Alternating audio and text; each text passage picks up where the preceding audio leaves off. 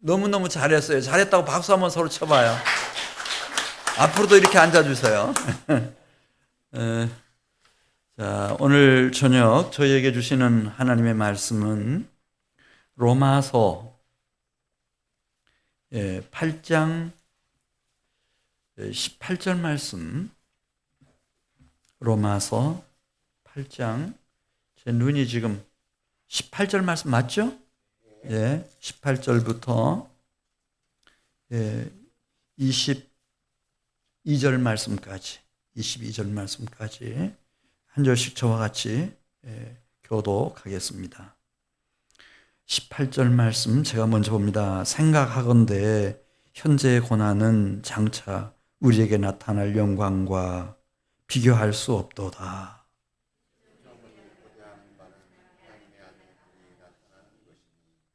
피조물이 허무한데 굴복하는 것은 자기 뜻이 아니요 오직 굴복하게 하시는 이로 말미암음이라.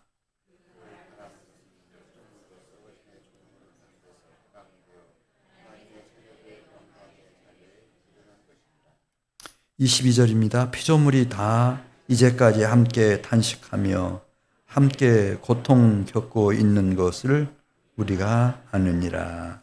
아멘.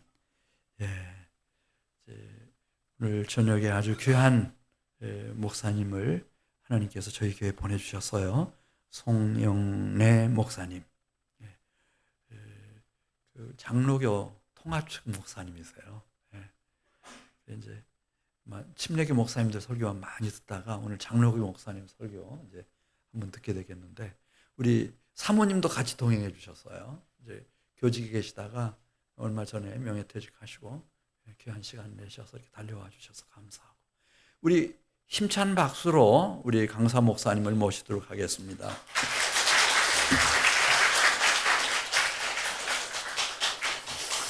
할렐루야. 저는 전라북도 진안 주천에서 목회를 하고 있는데, 특별히 하나님께서 은혜를 주셔서 우리 한민침례교회 여러분들과 같이 협력 관계를 맺고, 특별히 우리 목사님을 통해서 귀한 섬김을 받으면서 이제 목회를 하고 있습니다. 오늘 여러분들과 더불어서 예배드리면서 또 하나님 말씀을 나누게 되니 이 또한 더 저는 감격스럽고, 이 예배드리는 모든 모습들 자체가 아주 좀 색다르고 신비스럽게 여겨질 정도로 그렇게 모든 순서가 다 아름답고 좋습니다. 예배 시작하기 전에 나드 찬양단인가요? 이렇게 또 젊은 청년들이 찬양으로 섬기는 모습, 기도하시는 권사님, 또 특송하시는 분들, 이렇게 저녁에 이렇게 많이 나오셔가지고 아직도 이렇게 예배를 은혜스럽게 잘 드리는 교회가 있구나. 좀 더 새로운 감격이 이렇게 밀려오고 있습니다. 오늘 제가 드리는 말씀의 제목은 22절 따라서 피조물이 다 이제까지 함께 탄식하며 함께 고통을 겪고 있는 것을 우리가 아느니라. 이 말씀을 따라서 피조물의 탄식이라 이렇게 제목을 정하고 잠시 말씀을 나누려고 합니다. 아시다시피 지금 우리는 대림절 혹은 대강절이라고 하는 이런 절기를 보내고 있습니다. 성탄절 전 4주 동안 예수님의 오심을 기다리고 또 축하하고 또 다시 재림하실 예수님을 소망하며 기다리는 절기가 이 대림절입니다. 일찍이 예수님께서 이 세상에 오셔서 세상을 구원할 것이라고 오랜 전부터, 예수님 오시기 오래전부터 예언한 바가 있었고, 또 그 예언에 따라서 예수님은 이 땅에 오셔서 구원 사역을 이루시고 다시 승천하셨죠. 그래서 지금은 우리는 이제 다시 오실 예수님을 기다리고 또 기대하고 그렇게 기도하면서 신앙생활을 하고 있습니다. 예수님 당시에도 그렇거니와 지금 이 시대에도 사람이 살아가는 모습은 비슷하다고 생각이 되어집니다. 예수님 당시에 그 많은 사람들이 고통 속에서 우리가 겪고 있는 또 그 질병, 가난 등등 인간이 안고 있는 그런 여러 가지 고통, 고난을 가지고 살면서 메시아가 나타날 것을 기다리고 소망하고 또 그렇게 기대하면서 살았는데 오늘날도 여전히 우리가 오늘 본문 말씀에서도 보시다시피 피조물, 우리 사람을 포함한 모든 피조물들이 고통을 당하고 또 탄식하면서 하나님의 아들들이 나타나서 구원해 주기를, 도와주기를 간절히 바라고 기대하고 있다는 것을 알게 됩니다. 우리가 성경 창세기를 보게 되면은 하나님께서 이 세상을 창조하실 때 당시의 그 모습을 심히도 보시기에 좋았다. 이렇게 기록이 되어 있습니다. 창세기 1장 31절에 하나님이 지으신 그 모든 것을 보시니 보시기에 심히 좋았더라. 저녁이 되고 아침이 되니 이는 여섯째 날이니라.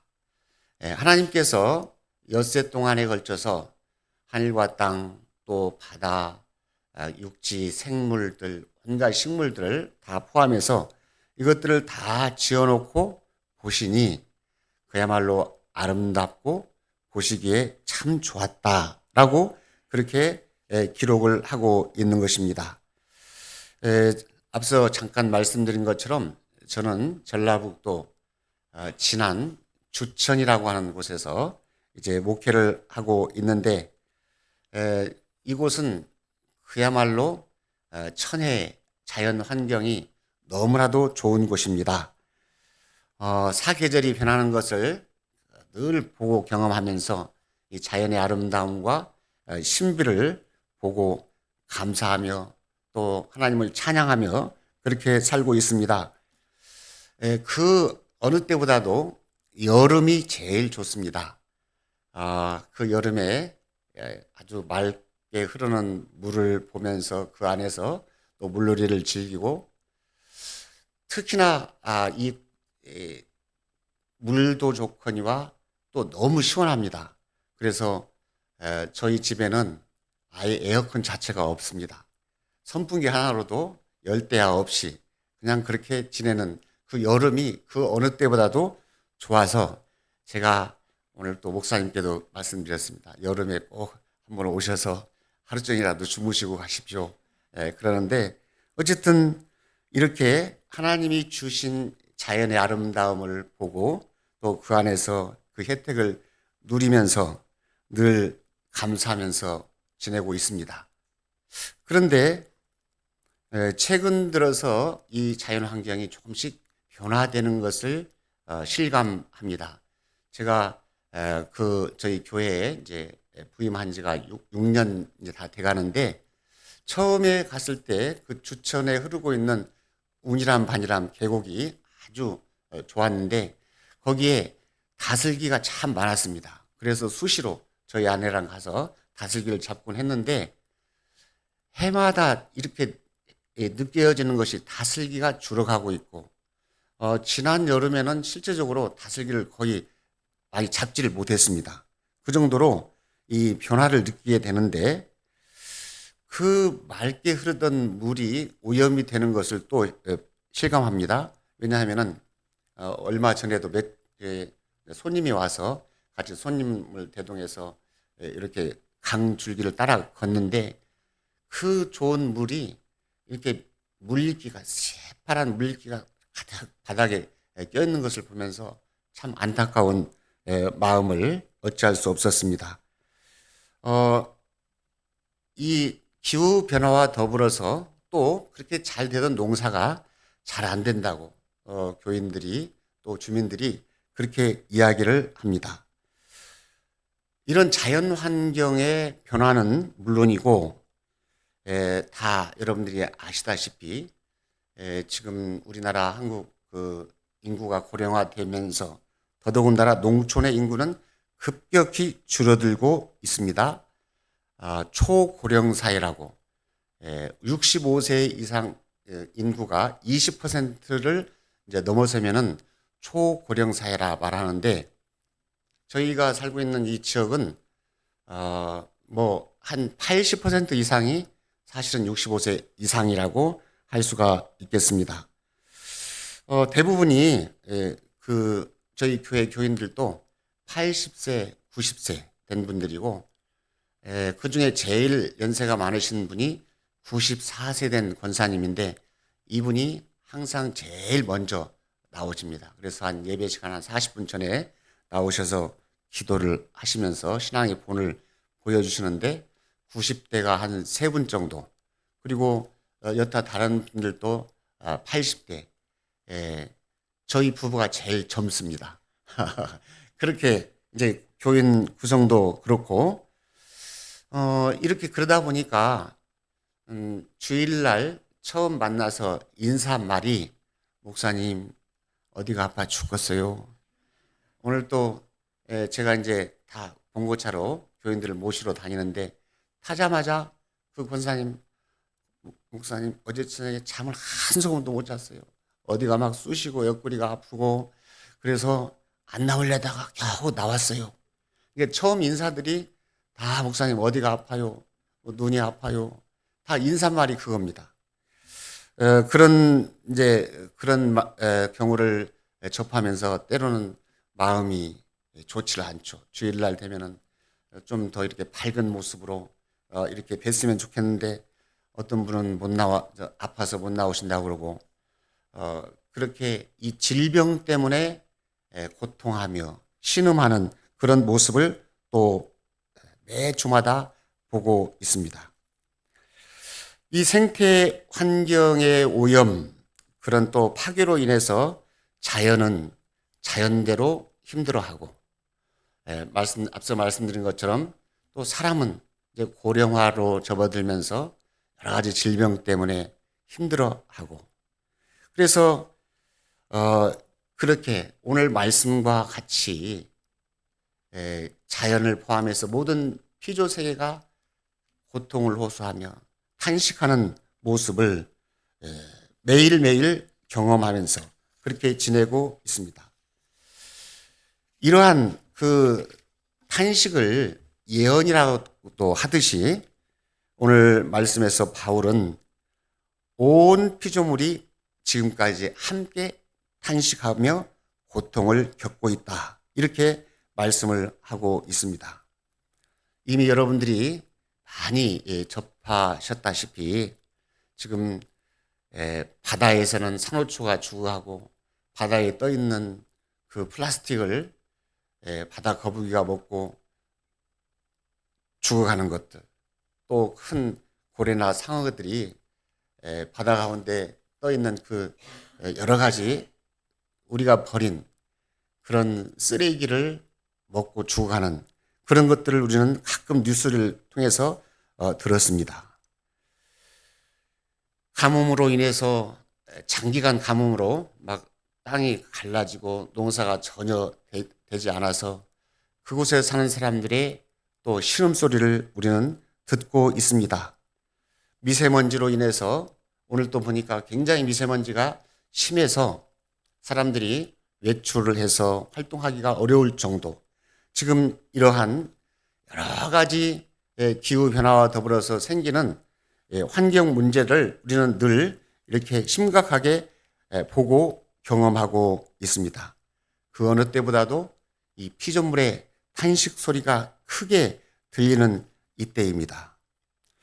오늘 우리는 이 피조물들의 탄식을 들으면서 하나님의 백성들인 우리가 무엇을 해야 하는지, 또 이런 그 부르짖음, 탄식 소리를 들으면서 우리가 어떻게 응답해야 할지를 심각하게 고민해 봐야 할 그런 때에 이르렀습니다. 왜 이렇게 피조물이 탄식하게 되었는가?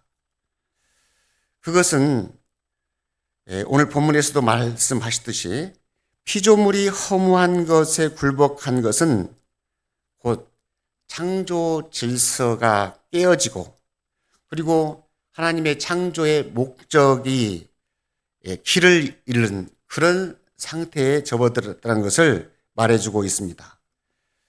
무분별한 개발, 그리고 탐욕적인 산업, 과잉 소비, 이러한 것들로 인해서 창조의 조화가 무너지게 되었다는 것입니다.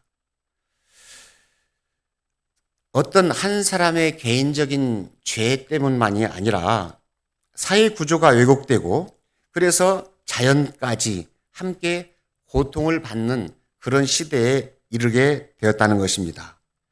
결국 인간의 탐욕이 만든 구조적인 죄의 결과가 이렇게 피조물의 탄식으로 나타나게 되었다는 것입니다. 인간의 끝없는 욕구는 지금 이제 바야흐로 AI 시대, 그리고 이제 머지않아 한 5년 정도 지나면은 양자 컴퓨터가 개발이 되어서 상용화될 것이라고들 이야기를 합니다. 이 양자 컴퓨터가 들어와서 이제 우리를 더 행복하게 풍요롭게 할 거라고 기대를 하는데, 더불어 또 반대로 하나님의 뜻과 섭리와는 달리 더 역행하는 인간의 모습을 볼 수 있게 될 것입니다. 이미 지금 젊은이들이 결혼을 기피하고 또 아이를 갖지 않으려고 하는 그런 심각한 사회 문제를 우리는 직면하고 있습니다. AI가 들어서게 되면은 모든 것이 이렇게 자연스럽게 자동적으로 우리가 육체적인 노동을 줄이고서도 얼마든지 더 안락하고 편안한 삶을 살 거라고 기대를 합니다. AI가 이렇게 발달을 하게 되면은 우리가 이렇게 사람하고 대화하듯이 AI하고 대화를 하고, 그리고 성생활까지도 가능하게 될 것이다, 이렇게까지도 이야기를 합니다. 그러면은 지금 이런 추세로 사람들이 결혼을 꺼려하고 기피하는데 아마 더 결혼과 출생이 더 줄어들지 않겠는가 하는 그런 우려를 같이 하게 되는 것이죠. 인간의 욕구가 얼마나 끝이 없는지, 그 욕구는 바로 이 생태계의 파괴로 이어지는 것을 우리가 이미 잘 알고 있습니다. 지난 2023년도에서 2025년까지 계속된 그 산호 백화 현상 때문에 이제 바다에 물고기가 살기가 어려워지고, 또 열돔 현상으로 인해서 수천 명이 사망을 했다고 보도하고 있습니다.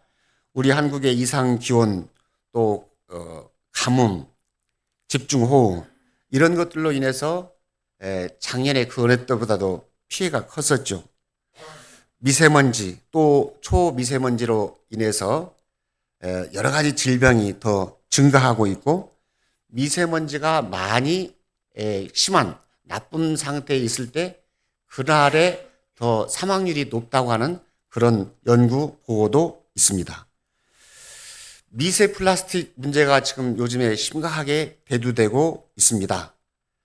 우리가 사 먹는 물병 1.5리터짜리 물병 안에 평균적으로 한 24만 개의 미세 플라스틱이 녹아 들어가 있어서 우리는 그 미세 플라스틱을 늘 이렇게 접하고 있습니다. 마크 라이너스라는 사람이 6도시의 멸종이라는 책을 썼습니다. 이 책에는 산업혁명 이전 대비 1도시, 2도시, 6도시의 이 온도가 기온이 상승하면은 지구의 대멸종 사건이 일어날 것이다, 그렇게 이야기를 합니다. 산업혁명 이전 대비 온도가, 연평균 기온 온도가 1.5도씨를 넘어서면은 걷잡을 수 없는 심각한 기후변화, 기후위기, 또 기후재난으로 인해서 농사도 안 되고 사람이 살기 어려워질 것이라고 이야기를 했는데, 이미 작년 2024년도에 1.55도씨를 넘어섰다고 그렇게 보도하고 있습니다. 그야말로 더 심각한 기후 재난으로 인해서 많은 희생과 피해가 있을 것이라는 그런 이야기죠. 이런 속에서 사람뿐만 아니라 피조물이 죽어가는데 일찍이 한 30년 전부터 생태학자들은 그렇게 이야기를 했습니다. 매일 하루에 한 종 이상의 생명이 지구상에서 사라지고 있다. 그만큼 이 생태 환경의 변화가 급격히 좋아지지 않고 있다는 것이죠. 그런데 오늘 본문에서 보니까 이러한 고난, 이러한 탄식 가운데서도 이 피조물이 기대하는 바가 있다고 합니다. 18절 말씀을 보니까 생각하건대 현재의 고난은 장차 우리에게 나타날 영광과 비교할 수가 없다. 현재 사람은 물론이고 이 자연환경 피조 세계가 고난을 받고 있는데 이 고난 너머에 우리에게 주어지는 영광이 있다는 것을 말씀하시면서 피조물들이 고대하고 기대하고 기다린다는 것이죠. 누구를 기다린다고요? 19절에 피조물이 고대하는 바는 하나님의 아들들이 나타나는 것이다. 여기서 말하는 하나님의 아들들은 바로 저와 여러분들, 예수님을 믿고 하나님의 자녀가 된 크리스찬들을 말하는 것이죠. 이 피조물들이 고통 속에서 신음하면서 하나님을 믿는 사람들이 나타나서 자기를 도와주고 또 구원해주고 살려주기를 기대하고 고대하고 있다는 것입니다. 그래서 요즘에 신학자들이 이야기를 합니다. 전에는 구원에 있어서 사람만의 구원을 말했습니다. 구원론에 있어서. 그런데 사실은 구약에서도 이렇게 예언자들의 예언을 보면은 하나님의 이 나라가 완성이 될 때, 다시 말하면 예수님 이 땅에 재림하실 때 새하늘과 새 땅이 창조되는데 그때는 이 땅에 있는 그 억압받고 착취받고 고난 속에 있는 모든 피조물들도 썩어짐의 종로로 해서 해방될 것이라고 그렇게 말씀하고 있는 것입니다. 21절에서 그렇게 말씀이 기록이 되어 있습니다. 그 바라는 것은 피조물도 썩어짐의 종로를 한 데서 해방되어 하나님의 자녀들의 영광의 자유에 이르는 것이니라. 그래서 이런 말씀으로 보면은 이 구원에 있어서 단지 인간만의 구원을 말할 것이 아니라 하나님이 창조하신 이 모든 생태 환경, 자연 만물까지도 하나님은 구원하신다고 하는 것이죠. 이 피조물들이 이 고통을 넘어서서, 이 고난을 넘어서서 하나님의 아들들이 누리는 구원, 그 자유와 해방을 피조물들, 인간을 포함한 모든 피조 세계가 그 구원을 바라고 기다리고 있다고 하는 것입니다. 그러면은 우리들은 예수 그리스도를 믿고 하나님의 자녀로서 구원을 받아 또 영원한 하늘나라를 소망하면서 살고 있는데 오늘 본문에서도 보시다시피 이 자연 만물들은 누가 와서 구원해 주기를 바란다고요? 바로 예수님을 믿는 사람들, 하나님의 아들들이 나타나서 그 신음소리를 듣고 탄식소리와 함께 자기들을 도와줄 것을 바라고 있다고 하는 것입니다.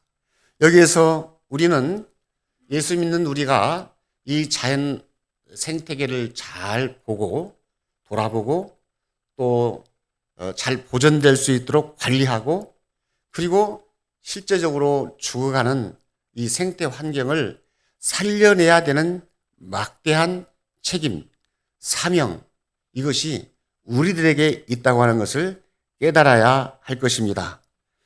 이 피조물의 회복은 하나님의 나라가 이 땅에 조금씩 부분적으로 이루어지는 과정이라고 할 수도 있습니다. 이사야서 11장 6절에서 9절까지 이사야는 마지막 때의 모습을 이렇게 묘사하고 있습니다. 그때의 이리가 어린 양과 함께 살며 표범이 어린 염소와 함께 누우며 송아지와 어린 사자와 살진 짐승이 함께 있어 어린아이에게 끌리며 9절에는 젖먹는 아이가 독사의 구멍에서 장난하며 젖된 어린아이가 독사의 굴에 손을 넣을 것이라. 내 거룩한 산 모든 곳에서 해됨도 없고 상함도 없을 것이니 이는 물이 바다를 덮음같이 여호와를 아는 지식이 세상에 충만할 것임이니라. 이사야는 종말에 이루어질 이 지상세계의 모습을 이렇게 묘사하고 있는 것입니다. 여호와를 아는 지식, 성령으로 충만할 때 이 지상에 살고 있는 짐승, 인간, 자연 전체가 하나의 아름다운 조화를 이루고 평화를 이루는 그런 세상이 될 것이라고 예언을 했습니다. 동일하게 이사야는 이사야서 65장 17절에서 25절까지 말씀합니다. 17절에 보라 내가 새 하늘과 새 땅을 창조하나니 이전 것은 기억되거나 마음에 생각나지 아니할 것이라. 마지막 25절에 이리와 어린 양이 함께 먹을 것이며 사자가 소처럼 즙을 먹을 것이며 뱀은 흙을 양식으로 삼을 것이니 나의 성산에서는 해함도 없겠고 상함도 없으리라. 여호와께서 말씀하시니라.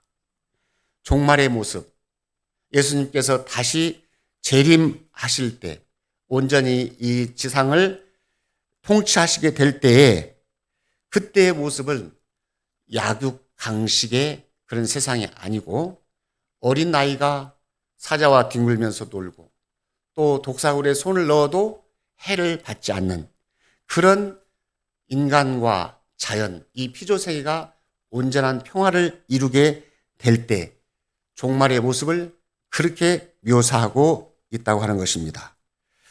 그래서 우리들이 종말이 오기까지 우리가 이 땅에서 사는 동안 우리들이 해야 할 중요한 사명은 하나님께서 만드신 이 피조세계를 원래 창조하실 때 그 아름다움을 회복할 수 있도록 노력해야 되고 또 특별히 고통 속에서 신음하며 구원을 호소하는 이 피조세계의 탄식 소리를 듣고 그들의 해방과 구원을 위해서 우리가 뭔가를 실천해야 될 때라고 하는 것입니다. 우리 기독교인들이 이 시대에 있어서 특별히 이 자연 환경의 신음소리를 들으면서 해야 할 일이 있습니다. 첫 번째는 절제하는 영성을 회복해야 되겠습니다. 그동안의 세상은 이 풍요를 목적으로 해서 더 많이 생산하고 많이 소비하는 것을 미덕으로 여겼습니다. 그러나 이제는 덜 소비하고 사는 것으로 그 자체로 감사하는 그런 삶으로 우리의 영성을 키워가야 한다고 하는 것입니다. 세상에서 늘 말하듯이 이 기후변화 또 생태계 파괴를 막기 위해서는 일회용품 사용을 줄이고 또 재활용률을 높이고 그래서 모든 것들이 지속 가능한 사회로 발전할 수 있도록 노력하는 것이 필요하다고 하는 것입니다. 책임 있는 소비를 하기 위해서 가급적이면 친환경 제품을 사용하고 우리가 먹거리를 또 활용할 때에도 가급적이면 지역 농산물을 우선적으로 구매하고 어쨌든 일회용품을 최소화하는 그런 생활 습관으로 우리를 변화시켜야 한다고 하는 것입니다. 저는 개인적으로 커피를 많이 좋아했습니다. 그런데 제가 이런 환경 문제를 좀 이제 고민하면서 그리고 또 이제 진안 군 마을을 다니면서 실제적으로 좀 환경 교육을 하고 있는데 그러면서 커피를 좀 자제하고 있습니다. 왜냐하면은 이 커피는 우리 지역에서 생산되는 것이 아니죠. 열대 나라에서 생산을 해가지고 어떤 커피는 비행기를 타고 오고 배를 타고 오고 우리가 이 커피 한 잔을 마시기까지 엄청난 양의 탄소를 배출해야만 한다 그러죠. 지금 이 탄소 중립을 해야지만이 피조물의 탄식을 막을 수 있고 줄일 수 있고 기후변화나 여타의 지금 세계가 안고 있는 이 에너지 자원 문제를 극복할 수가 있는데 그래서 할 수만 있다면은 우리가 먹고 마시고 살아가는 모든 분야에 있어서 더 신중하게 고려하고 선택하고 먹고 살아야 한다고 하는 것입니다. 우리 교회는 한국 교회는 일찍이 이러한 문제를 직시하면서 다각적으로 노력을 하고 있습니다. 이제 애정하면 교회마다 태양광을 설치해서 지금과 같은 화석 에너지를 사용해서 전기를 생산하는 것이 아니라 재생에너지, 친환경적인 그런 에너지를 활용해서 탄소 중립을 하자고 이야기하고 있습니다. 할 수만 있다면 교회에서도 텃밭을 가꾸고 그리고 플라스틱 없는 주의를 실천하자 해가지고 또 어떤 교회는 제로 웨이스트 일주일에 한 번은 쓰레기가 없는 날을 정해서 좀 쓰레기 배출량을 줄여보자 이런 노력 다각적인 노력을 하고 있습니다. 기후위기 기독교 비상행동에 이런 이제 기구가 있는데요. 여기에 참여해서 여러 교회들이 같이 이렇게 실천 운동을 같이 위해서 협력해 가고 있습니다.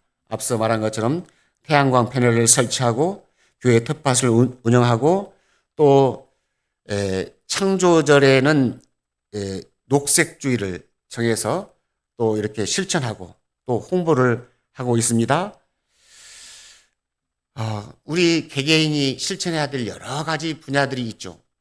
요즘에 다 전기차를 또 이렇게 권유하고 전기차를 살 때 또 지원도 이렇게 행정적으로 하고 있는데 이런 것들도 다 결국에는 기후위기를 막고 또 생태계 환경을 다시 회복하고 이러한 거가 다 연관이 되는 것을 우리는 너무나도 잘 알고 있습니다.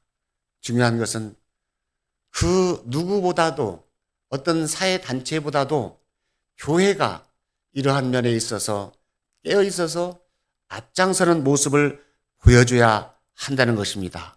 왜요?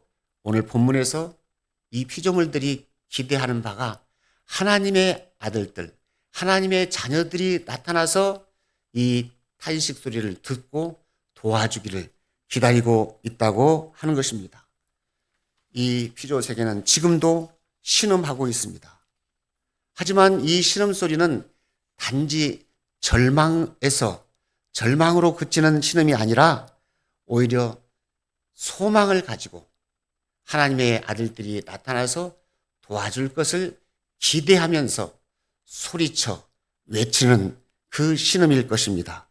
그러기에 우리들이 그 탄식 소리를 듣고 우리의 삶을 바꿔서 이 생태 환경을 아름다움으로 다시 회복하기 위해서는 우리가 절제하고 그리고 좀 더 나누고 이 창조 질서 회복 운동에 동참하고 협력해 간다면은 이 피조물의 탄식은 언젠가 회복의 노래로 하나님을 찬양하는 소리로 들려질 것입니다. 그때까지 예수님께서 다시 재림하실 그날까지 우리는 이 땅에 사는 동안 하나님이 창조하신 이 창조 질서를 회복하고 잘 관리하고 또 더불어 조화를 이루는 평화로운 세계가 될 수 있도록 저와 여러분이 기도하고 또 실천하고 앞장서야 할 것입니다. 기도하겠습니다. 하나님 아버지, 일찍이 이 땅에 자연을 허락하여 주셔서 우리들이 그 자연과 더불어서 삶을 영위할 수 있도록 은혜 주셨음을 감사드립니다. 하지만 하나님께서 그토록 아름답고 선하게 창조하신 이 피조물들이 고통하며 신음하며 탄식하고 있는 것을 저희들이 잘 압니다. 인간의 지나친 탐욕으로 말미암아서 자연을 착취하고 무분별한 개발을 일삼아왔고 결과로 계속해서 기후변화로 여러 가지 생태가 무너지고 그런 가운데에서 탄식 소리가 더 커지는 것을 봅니다. 주님, 이때 저희들이 깨어있게 하여 주시고 앞장서서 이 탄식 소리에 응답하는 우리 교인들이 되게 하여 주시옵소서. 하나님께서 창조하신 아름다운 창조 질서를 따라서 세상이 더욱더 평화롭고 살만한 그런 세상이 되도록 우리가 기도하고 앞장서서 선도하게 하여 주옵소서. 예수님 이름으로 기도하옵나이다. 아멘.